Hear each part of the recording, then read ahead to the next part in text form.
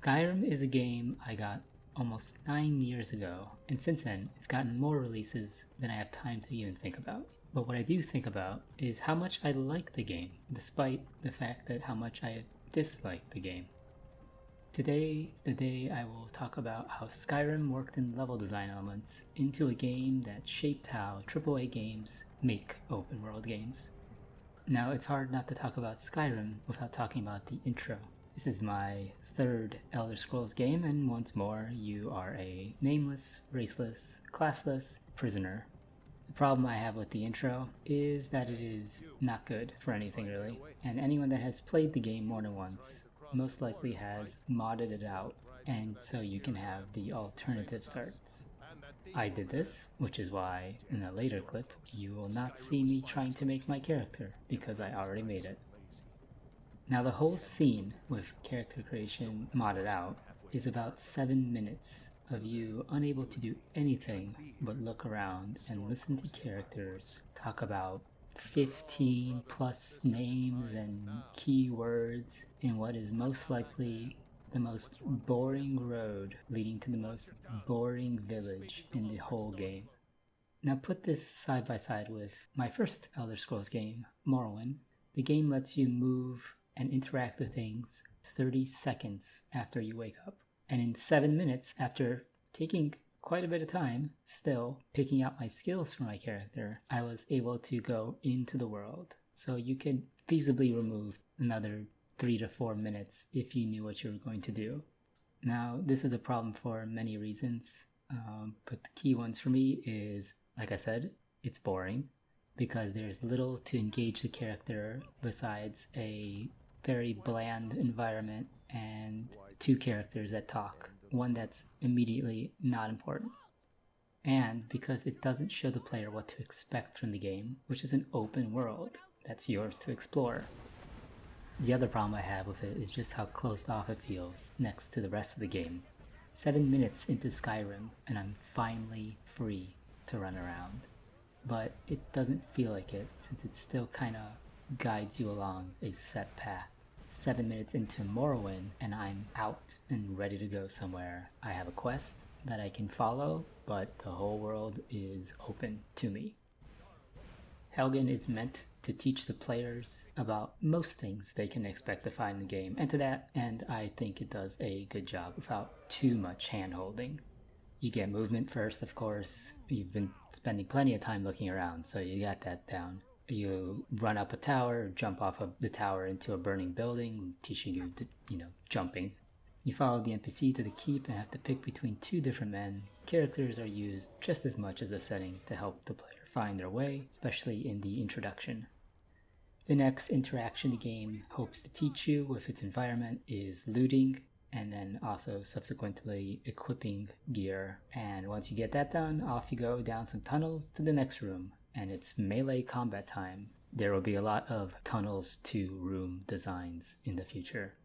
Another room with some more melee fighters, except this time you get to interact with food, potions, ingredients that you will also run across a lot in this game.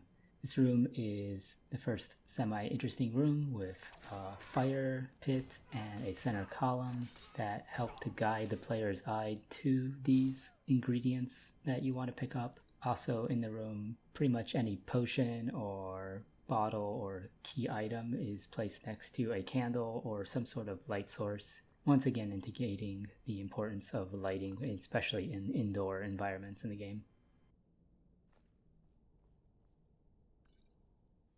The next room after is to teach the player about lockpicking and magic, with the magic book hidden behind a jail cell that you have to pick the lock to. And once again, very important features in the game, magic and lockpicking will take up some time. But for some reason, you also fight 3 melee characters in this room. And I feel like that's kind of a missed moment to have you fight a magic-based character in this room to see how powerful it is.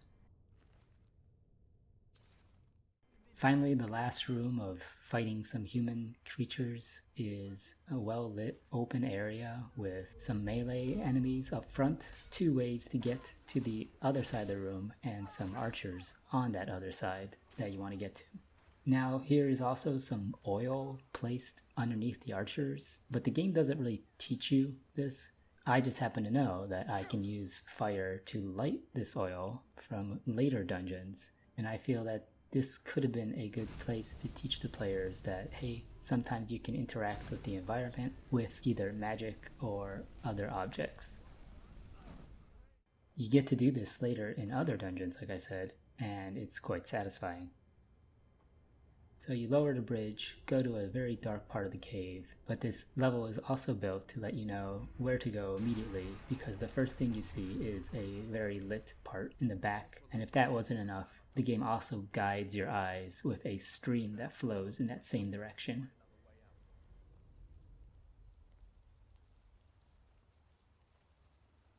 Lighting is also a key element in the next room, as it is shining down into a nice open room with webs and giant spider eggs everywhere, letting the player immediately know there will be spiders, and they are very easy to spot, teaching you that A, there's certain rooms that have environmental changes that will let you know what you're fighting, and B, that you'll be fighting things other than humans and other humanoid creatures in this game. Also, this is a very, very, very small introduction to poisons, the opposite of your potion introduction that you had earlier. The last room has once more a stream to help guide you through the fairly dark area until you see a beam of light shining down on the giant bear. Now this is the game's moment to teach you that you can stealth around enemies and avoid fights, or engage from range, also with stealth, and thus bringing on the age of the sneak archer playstyle that many people use.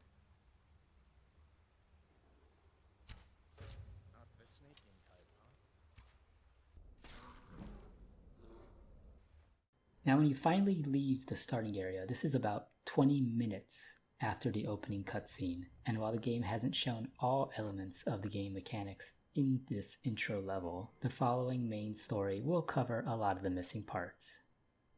Right away, the game opens up, and this is where Skyrim feels like the open world game it's meant to. The first thing you see moving out of the cave is far out on a mountain, the next dungeon you will go to if you continue with the story. You just don't know it yet.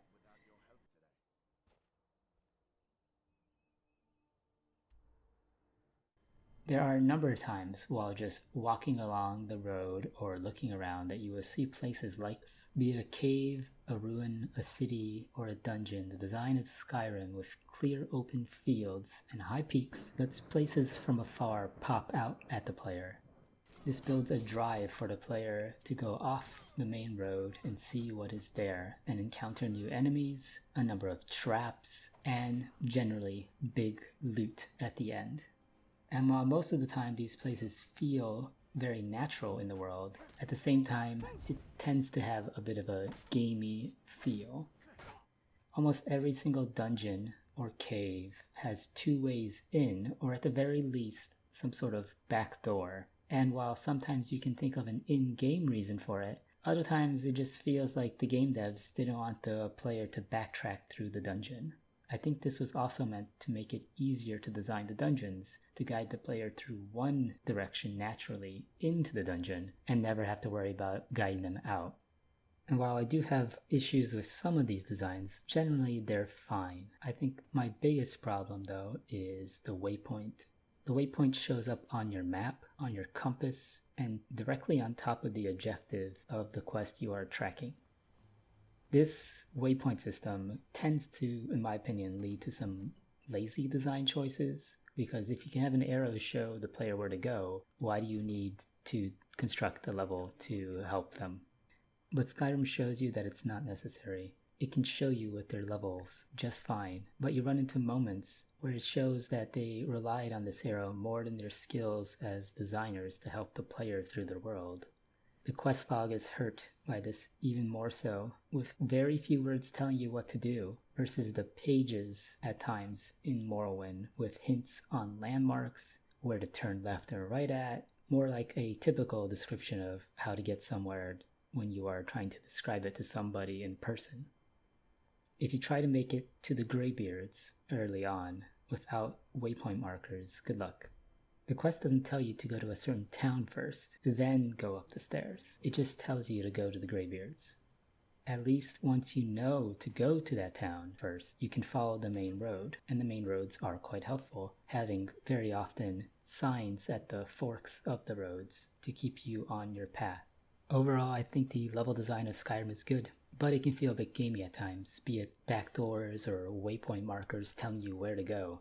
But at the same time, it makes good use of lighting and leading lines, especially inside, and the denial and reward system or breadcrumbs when it comes to the outdoors, helping to guide the player to explore their world